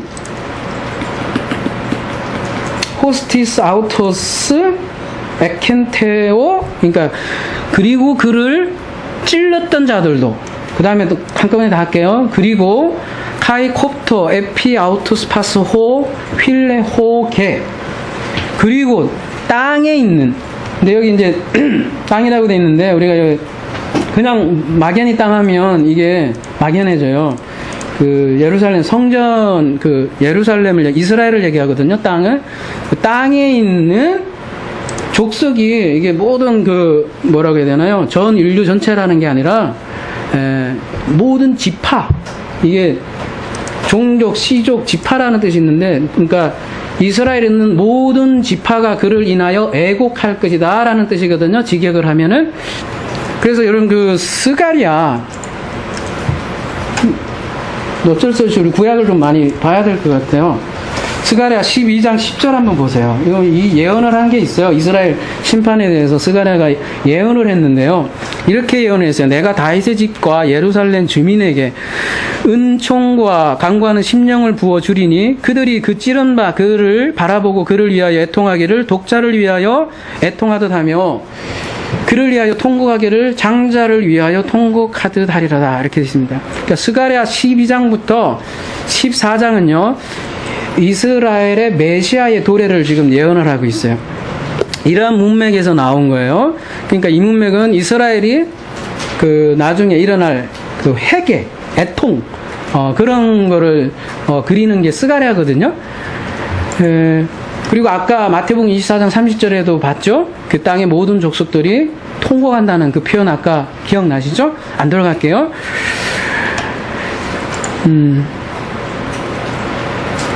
그래서 이런 표현들을 요한계시록에서는 사용을 해서 쓰는 거죠. 스가랴 언어하고 아까 마태복음 24장 이 종말 언어 이런 것들을 다 써서 이렇게 표현을 하는 것입니다. 지금 구름이, 그래서 이제 그 심판은 예루살렘 심판을 말하고 그 예루살렘 여러분 성전이 그 심판되고 무너지면 어떤 현상이 일어나는 것이죠?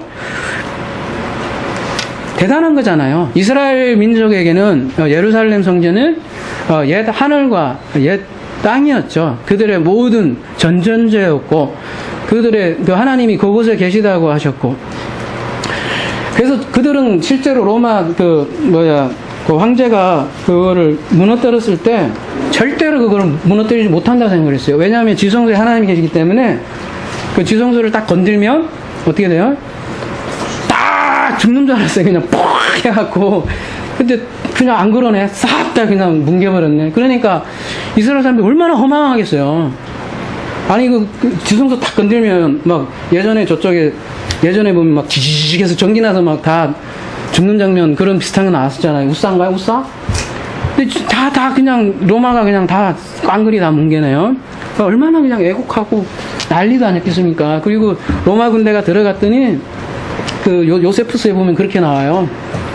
그 부모들이 아이들의 그 애들을요, 이거 얘기 편하게도 그러네. 이렇게 막 벽에다가 던져서 머리 깨서 그걸 삶아서 먹고 그랬을 때요. 아비규환이었대요, 아비규환. 그래갖고 로마가 들어가서 힘도 안 들여 다 끝냈다는데, 아비규환이죠. 그러니까 그렇게 됐지. 그 자기들이 그렇게 전전제로 생각했던 성전이 다 뭉개지니까 이건 뭐 난리 난 거죠. 뭐 그게 이제 애국한다는 표현이 있고, 지금 그래서 찌른 자도 볼 것이다 이렇게 돼 있는데요. 그 찌른 자가 누구겠어요? 그 다 이스라엘들을 상징을 하는 거겠죠. 그 이스라엘 사람들이 다 누가 사실은 예수 그리스도를 찌른 거겠어요? 물론 예수 그리스도 자신이 약속을 성취해서 그랬지만 궁극적으로는 유대인들 아니겠어요. 유대인들이 찌른 거고 그 찌른 자들이 실제로 다 봤다는 거죠. 그리고 우리에게도 마찬가지로 우리 찌른 자도 우리 개인적으로는 우리가 찌르는 거죠. 다 보는 거예요, 다. 그래서 역사적으로는 유대인들이고 유대인들이 그 예루살렘 무너지는 것을 그 목격한다는 것을 이렇게 얘기했고, 그래서 그 일이 빨리 이루어진다는 것을 찌른 자도 보는 것이다. 그러니까 니들이 찌른 자들도 볼 거니까 굉장히 빨리 일어난다는 것이죠. 그리고 실제로 역사 속에서 이것은 성취가 되었죠. 근데 아까도 말씀드렸듯이 역사는 표적이에요. 근데 실체는 바로 우리 몸 성전이라는 거죠. 몸 성전에서 지금 뭐를 얘기하려고 하냐면 예수께서 죽으시고 오실 것이다 라는 얘기를 지금 말씀을 하는 거고요. 그러니까 우리의 옛 성전이 있지 않습니까? 우리의 옛 성전을 돌 하나도 남기지 않고 무너뜨리겠다, 그런 내용이고요. 그리고 또 우리의 눈, 옵달모스가, 그죠? 우리가 전부 다 옵달모스로 보는 우리의 존재들이 어떻게 해요? 호라고 할 거다. 예수 그리스도를 그런 내용이죠. 똑같은 내용이요. 이 예루살렘 성전 얘기는, 이 성막 얘기는 바로 우리 얘기라는 거죠. 그래서 5절에서 그의 십자가 죽음을 언급하고 6절에서 우리를 제사장 왕으로 만드시고 이제는 옛 성전을 무너뜨리고 새 성전을 만들겠다라는 것이 지금 이 본문 7절의 말씀이죠. 그러니까 하늘에 구름 타고 오실 재림 예수는 여러분 이제 없습니다. 여러분 포기하셔야 돼요. 우리 공동체는 없죠. 네. 자, 그렇게 안 와요. 원리적으로 그렇게 되지가 않아요. 예수는 육신으로 보는 것이 아니고요. 그 생명으로 거듭난 자 안에서 일어나는 거예요. 그래서 그 구름에 대해서는 그 BMW 자세하게 하기로 하고요. 지금은 결론만 먼저 말씀드릴게요. 그 에비던스는 오후 시간에 자세하게 하기로 하고, 결론은 구름은 크게 단수로도 쓰이고요, 복수로도 쓰여요. 예. 근데 그 단수와 복수로 쓸 때 용례가 굉장히 달라요. 단수로 쓸 경우는 물리적인 구름. 이게 적는 건 오후에 이제 별도로 할게요. 제가 시간이 많이. 그리고 상징적으로는요, 아니 실질적으로 그 이스라엘 사람들은 그렇게 봤어요. 여호와의 영광으로 봤어요. 그래서 구약을 쭉 연구해 보니까요, 제가 구름을 쓸 때는 항상 여호와라는 그 신명을 쓰지 엘로힘이라는 말은 never 안 써요. 항상 여호와예요. 그래서 여호와와 관련이 있고요. 특별히 여호와의 영광과 관련이 되어 있고요. 그래서 여호와의 영과 관련이 되어 있고요. 그래서 말씀과 관련이 되어 있어요. 그리고 성막과 밀접한 관련이 되어 있고요. 또 심판과 관련이 되어 있어요. 지금 그냥 제가 결론만 쭉쭉쭉 얘기하는 거예요. 그리고 복수로 쓰인 문장이 아까 말씀드렸던 딱 하나, 다니엘서 7장 13절 딱 하나예요. 그리고 그 복수로 쓰인 다니엘서 7장 13절을 예수님께서는 계속 언급을 하고, 그리고 구약에서는 계속해서 단수로 쓰이는데 시다기야서는 대부분 복수로 사용해요. 근데 단수로 쓸 때는 아까 자연의 구름이라고 그랬잖아요, 대부분. 그리고 혹은 하나님의 임재, 그리스도 말씀을 상징한다고 그랬는데, 구름이 복수로 쓰이는 경우는 사람이에요. 사람. 그러니까 복수로 쓰일 경우는 성도예요. 그러니까 왜 그런지는 BMW 시간에 자세히 다루기로 하고요. 예. 그러니까 복수로 쓰이면 그리스도와 연합된 말씀들이에요. 그러니까 즉 그리스도의 군사들이고요. 그걸 천군이라고 그래요. 또 천군 천사라고도 하고, 구름들은 그래서 진리의 말씀을 전하는 자들도 돼요. 그래서 아까 천사와 함께 온다고 또 얘기를 해요. 심판은 그렇게 이루어지는 거예요. 죽어서 이루어지는 게 아니라.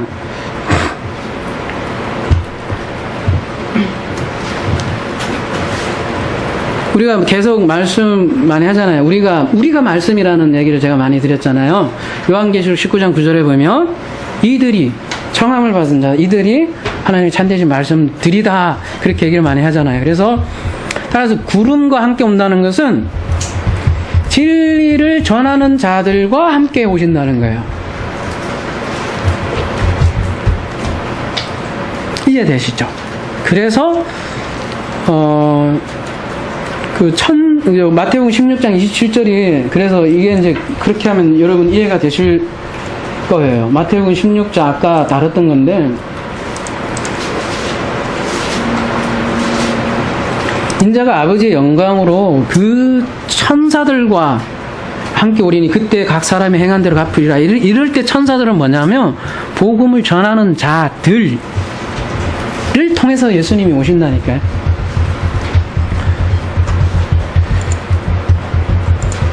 왜냐하면 천사가 좋은 소식을 전하는 자들이잖아요. 그래서 왜 심판 때 항상 성도들 그리고 말씀을 이렇게 동반한다고 이렇게 얘기를 할까요? 여기에 굉장히 중요한 메시지가 있습니다. 그리고 여러분, 우리가 왕과 제사장이라는 그 내용과 그대로 연결되고요. 왜 아들에게 심판권을 넘겨줬다는 말하고도 굉장히 밀접한 관계가 있고, 이걸 알아야 여러분 천국의 실체를 알고 막연했던 게 다 구름이 거치는 거예요. 여기에 아주 중요한 메시지가 있어요. 하나님은 영이세요, 여러분. 아버지가 영이신데 아들에게 심판을 넘기신다고요. 아들은 여기 육신을 갖고 있는 아들도 있을 거고요. 죽고 부활한 아들들도 있을 거고요. 부활한 말씀들도 있을 거고요. 우리가 구름이라는 게 여러분 메타포를 생각해 보면 땅에 있다가 하늘로 올라가잖아요. 땅에 있는 물도 사실은 말씀인데 이렇게 올라간다는 건 뭐겠어요? 우리에게 또 메타포로도 주잖아요. 하늘로 승천된 말씀들이잖아요. 그들이 다시 내려오는 거잖아요. 그러니까 그 심판권을 그 말씀들에게 넘겼고 예수 그리스도의 그 말을 선포하면 그 말을 통해서 예수 그리스도가 그리스도로 오시는 거예요. 그러니까 여러분 무덤은 뭐예요? 성경에서 무덤은? 응? 무덤은 뭘까요? 그러니까 우리가 그냥 흔히 그냥 이렇게 생각하는 걸 무덤이라고 그렇게 생각을 하는 것 같아요. 그죠? 네, 근데 성경에서 무덤은 누구냐면 이걸 무덤이라 그래요. 아니 이걸 그냥 살아있거나 살아있지 않은 이 공허 혼돈에 있는 이 사람들을 무덤이라고 하고, 예수 그리스도는 어디에 부활을 하냐면 이런 자들에게 말씀이 쑥 들어가면 이거를 부활이라고 그래요. 이거를 무덤이라고. 그래서 여러분 이 무덤에게 예수님께서 지금 들어오시는 거예요.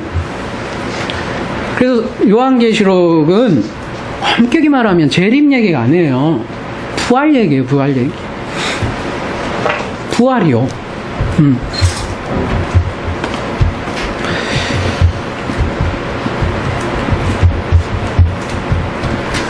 여러분 변화산 사건 한번 가만히 생각해 보십시오. 그 변화산 사건 때 베드로, 야고보, 요한이 누굴 봤습니까? 예수님과 함께? 모세와 엘리야를 함께 봤죠. 그때 그 장면을 생각해보면 구름이 또 있었고요. 하나님의 음성이 있었어요. 그때 모세와 엘리야를 봤단 말이죠. 그 얘기는 변화산 사건이 이미 부활의 장면을 미리 보여주는 것이죠. 근데 그 부활의 사건에 미리 보여준데 누굴 보여줬냐면 하필이면 모세와 엘리야를 보여줬단 말이죠. 모세와 엘리야가 누구예요? 성도들 아니에요. 그들이 말씀들 아니에요. 근데 그걸 일부러 보여줬단 말이죠. 여러분 예를 들어 이렇게 생각을 한번 해보자고요. 우리에게는 수많은 믿음의 선조들이 있어요. 히브리서에서 보면은 아브라함 있죠? 이삭, 야곱, 다윗, 솔로몬, 수많은 믿음의 선조들이 있어요. 사실은 이 믿음의 선조들이 우리에게 이 무덤으로 있는 사람들은 다 죽어 있어요. 모세와 엘리야도 다 죽어 있다고요. 근데 이렇게 말씀으로 이렇게 그리스도의 영이 들어온 사람들은 아브라함이 다 일어나요, 나한테. 부활한다고요, 나에게. 성도들이. 그래서 아브라함이 피스티스를 갖고 우리에게 가르쳐주는 내용을 이해하게 된다고요. 그러니까 아브라함이 한 내용도 이해하게 되고, 다윗이 왜 그렇게 나의 영을 거두지 마소서 하는 그 고백들이 이해되기 시작하고, 그 다 말씀들이 여기에 들어가 있는 거잖아요. 근데 이 죽어있던 이 말씀들 하나하나가 아브라함의 말, 다윗의 말, 이런 것들, 이런 것들이 처음부터 살아난다고요. 내가 무덤이었는데, 맨 먼저 예수가 딱 부활을 하는 거예요. 여기다가 다른 데 가는 게 아니에요. 예수님이 아버지께로 간다는 게 우리한테 온다는 얘기예요.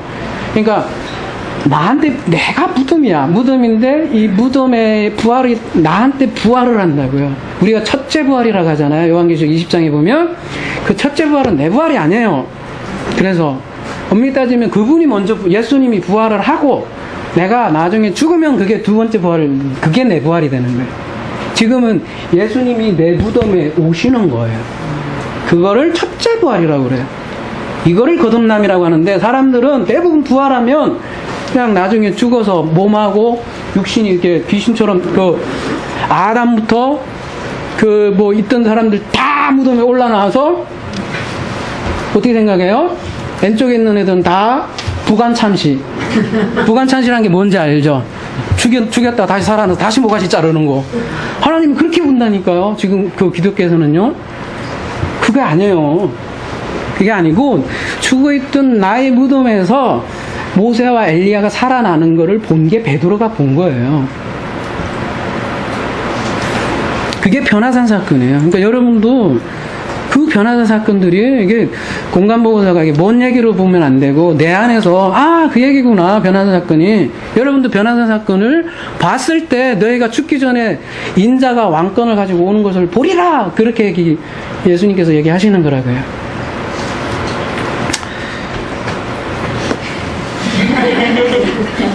그렇게 되길 바랍니다. 예. 그래서 오늘날 기독교인들의 문제가 뭐냐면 계속 구름 타고 오실 그분만을 학수고대하고 있다는 거예요. 근데 2000년이 지났다는 거예요. 2000년이. 근데 제가 볼 때는 2만 년 지나. 계속 모르니까 그 껍데기 문자만 믿는 거예요. 껍데기 이거 그릇만 보는 거야. 그릇만. 그거 한 말을 안 보고 껍데기만 보기 때문에 우주 많으면 내 안에 계신 분이 아니라 저 우주 밖에 계신 그분을 어떻게든 커뮤니케이션 안 되지. 안 되니까 매일 그냥 새벽 기도 하면서 어떻게든 커뮤니케이션 해보려고 지옥 같은 지랄을 하는 거 아니야? 있잖아요. 솔직히 얘기할게요. 커뮤니케이션 안 되니까 지랄을 하는 거지. 제가 답답해서 그래요. 제가 요즘 보면 답답해. 왜 그러냐면 이 부활의 실체를 몰라서 그래요. 부활의 실체를. 그분이 우리에게 부활하면 그렇게 커뮤니케이션 안 한다고요. 기도 개념도 그것도 아니고 그렇게 돌아가지 않는다는 거예요. 그냥 하나 되는데 그렇게 난리는. 이렇게 예수님이 재림한 사람들이 곧 하나님의 아들들이라고 그러는 거예요. 하나님의 아들들. 근데 여러분 놀라운 것은 각 시대마다 하나님의 아들들이 끊임없이 이어져 왔다는 거예요. 어디에 있는지는 모르겠어요. 저도. 근데 우리가 이 복음을 뭔가 하여튼 전파를 받았다는 거는 누군가가 있었다는 거예요. 시대에 한 명이든 두 명이든 많지는 않을 거예요. 근데 반드시 시대에 이어왔다는 거예요. 그 하나님의 아들들은 아주 소수예요. 소수가 이어져 와서 우리가 복음이 우리에게 전달됐고, 그러한 부활한 존재들이 계속 이어져 왔었고, 그 사람들만이 아버지의 말씀을 온전히 전하는 거예요. 그 사람들을 하나님이 땅에 있는 천사들이라고 해주는 거예요. 하는 거예요. 그 사람들이 하는 얘기를 나팔이라고 그래요. 성경에서는. 그 나팔을 지금 듣는 사람은 귀 있는 자는 들을지어다. 그러면 무덤이 살아나리라. 그 얘기지. 성경에서 말하는 죽음은 이 육신 죽음을 얘기하지 않아요. 혼의 죽음을 얘기하는 거예요. 사람 다 죽어요. 어느 누가 안 죽는 사람 어디 있어요? 이상한 교주들만 안 죽는다고 하지. 다 죽어요. 성경에서 말하는 죽음은 뭐냐면 이거 죽는다고. 다 죽어요.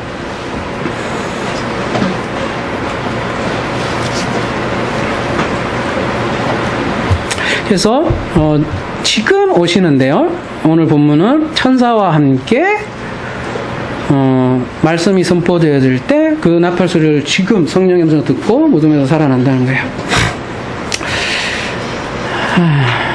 자, 그 다음 문장 갈 길이 머네요. 아까 그 땅에 있는 모든 지파가 그를 인하여 애곡할 것이다 이렇게 했잖아요. 예수님께서 지금 유대 종교 지도자들에게 이런 말씀을 하셨죠. 그 예루살렘 성전을 헐라, 그런 얘기를 하셨잖아요. 그 예루살렘 성전을 헐라라는 게 도대체 무슨 얘기일까요?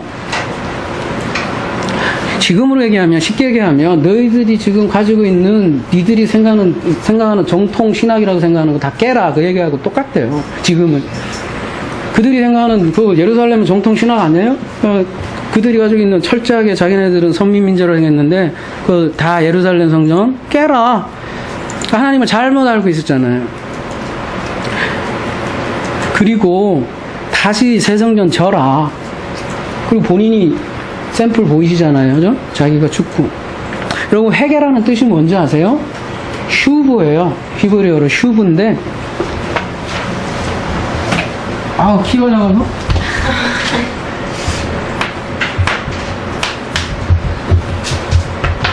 성전과 관련된 용어예요. 이것도 그러니까 성전을 다시 해석하는 게 회개예요. 그러니까 니들이 생각하는 그 옛 성전 무너뜨리고 성전을 다시 봐라, 성전을 다시 세워라, 이게 회개예요. 성경에서 얘기하는. 그러니까 눈물 막 그 콧물 찍찍 빼갖고 회개하는 게 막 잘못했다가 회개가 아니라 성전 다시 짓는 게 성경에서는 회개예요.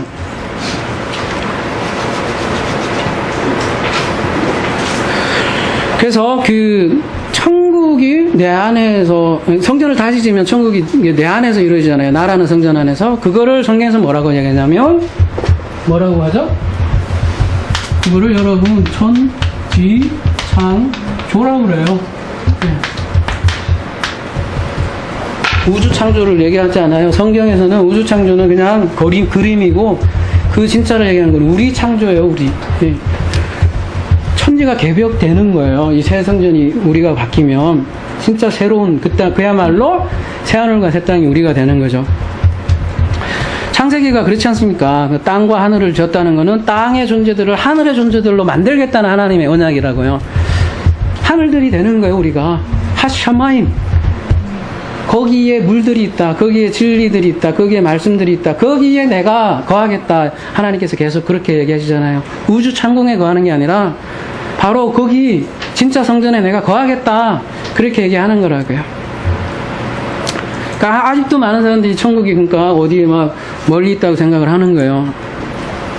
여러분, 천국이 만약에 어디 우주 밖에 끝에 있다면 불신자들이 가장 먼저 갈 거야. 어떻게는 제 생각에 나중에는 순간 이동 기법도 아마 과학 기술로 만들 수 있을 거예요.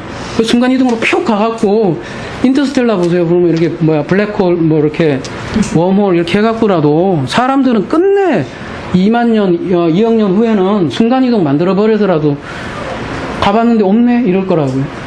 하나님 없네, 삼층천이 어디 있어, 이렇게 얘기할 거라는 거죠. 절대 그렇게 해서는 하나님 못 본다는 거죠. 천국은 다름이 아니라 그리스도가 계신 곳이에요. 내 안에 계세요. 내 안에. 그래서 내 안에 거하면 내가 천국이 되고요. 그 내가 천국이 된 그곳에 하나님께서 안식하겠다, 이렇게요. 그게 제 4계명을 여러분이 이루는 거예요.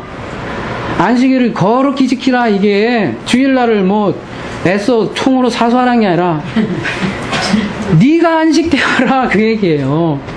내가 너한테 가면 제4일, 창세기 때 배웠잖아요. 제4일은 해와 달과 별이 되는 4일, 성전, 그게 안식이라고요. 내가 들어가겠다.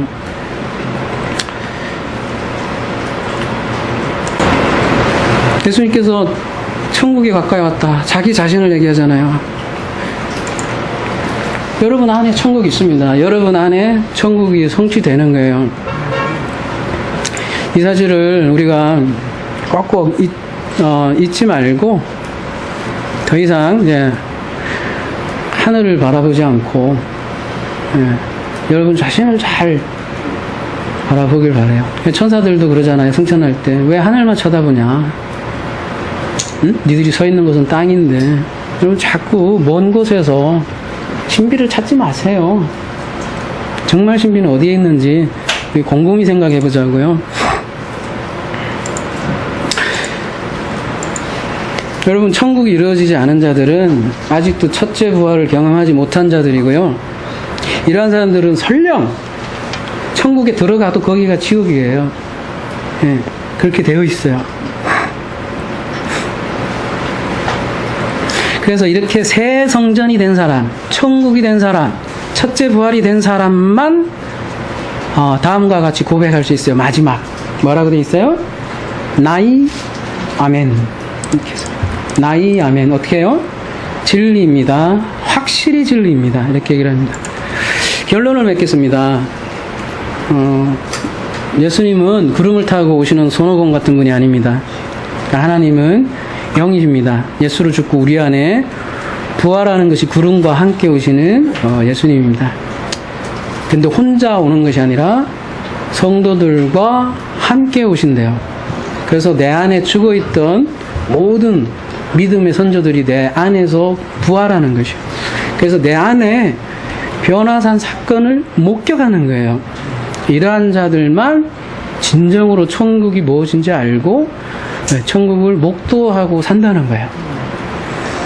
그래서 그때 아멘은 이렇게 예수가 죽고 그리스도로 내 안에 오셨을 때 고백하는 거예요. 그래서 예수로 죽고 내가 그리스도로 사는 것이 진리입니다. 나이 아멘, 나이 아멘 이렇게 외치는 것입니다. 이렇게 아멘은 이러한 진리가 된 상태를 뜻합니다. 이러한 아멘이 되기를 기도